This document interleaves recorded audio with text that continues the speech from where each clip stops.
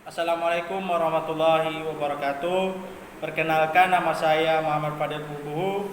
Di sini saya sebagai moderator dari kelompok 6 dengan materi filsafat dan kebenaran.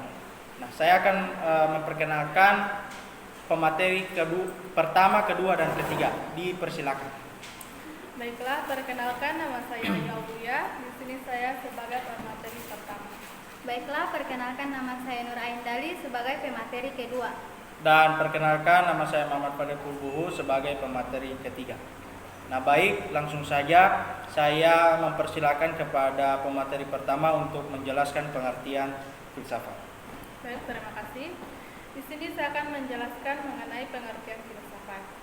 Di mana secara epistemologi, filsafat berasal dari bahasa Yunani yaitu filosofia, yang terdiri dari dua kata, yaitu philos yang berarti kesukaan atau kecintaan, sedangkan kata sophia yang berarti kebijaksanaan. Yang kedua, menurut Asy'ari, filsafat adalah berpikir bebas, radikal, dan berada pada dataran makna bebas. Artinya, tidak ada yang menghalangi kerja pikiran.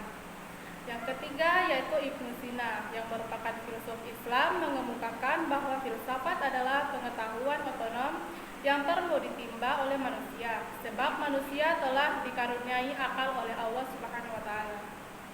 Baik, selanjutnya akan dijelaskan oleh pemateri kedua, yaitu pengertian tentang kebenaran. Dipersilakan.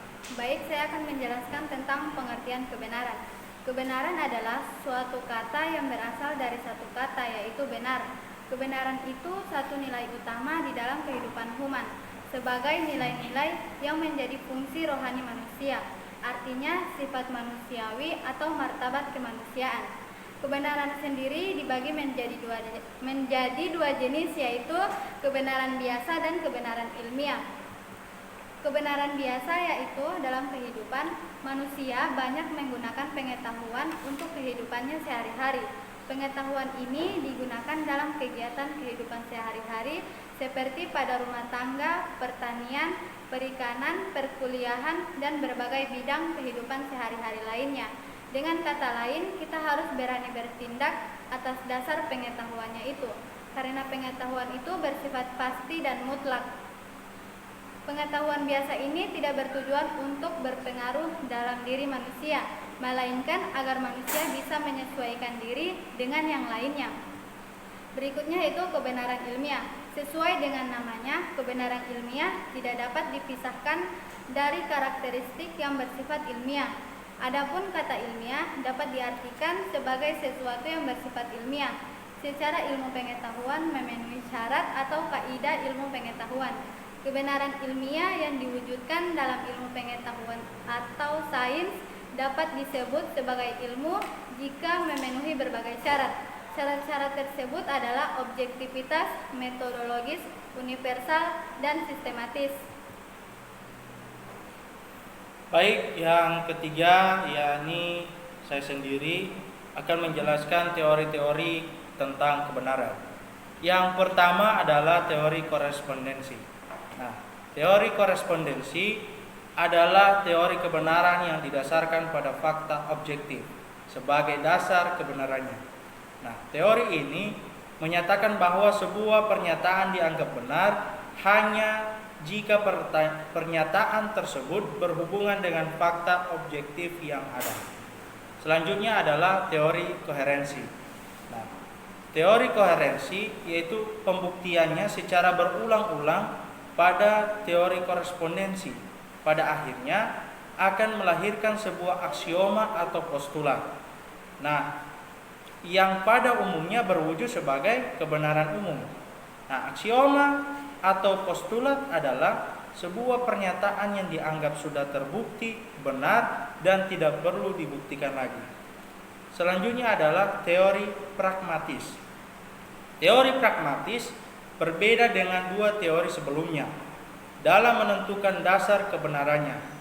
Jika pada korespondensi dasar kebenarannya adalah fakta objektif, sedangkan teori koherensi adalah konsistensi logis, maka teori pragmatis meletakkan dasar kebenarannya pada manfaat praktis dalam memecahkan persoalan kehidupan.